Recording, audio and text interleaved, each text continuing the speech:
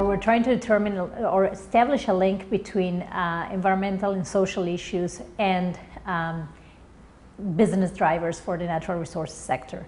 And basically what we came up with is there are 2 or 3 ESG, environmental and social issues that are particularly relevant. So for the mining industry, one of them was obviously the management of tailings and releases to water.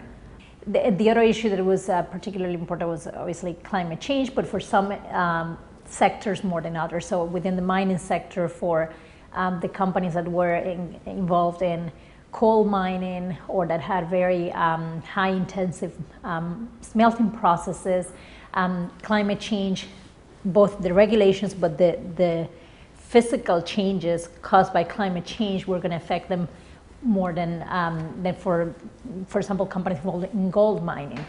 So we assessed how climate change was going to affect the mining sector in particular. But then other issues also like water scarcity. That's an issue that is becoming more important. There are reports by the UN saying that 2/3 of the population will be under water stress conditions by, well, in a few decades. I can't remember exactly the number, but in a few decades. And mining can be, depending on the metal, depending on the process that you use, or the grade of the ore that you're exploiting, it can be quite water intensive.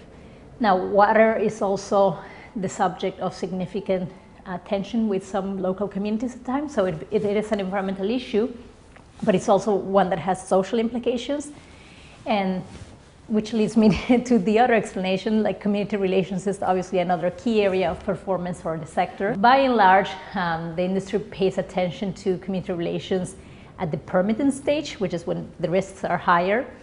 And the mining companies vary a lot in their approach to community relations. So we have companies that still see it as philanthropy and information sharing,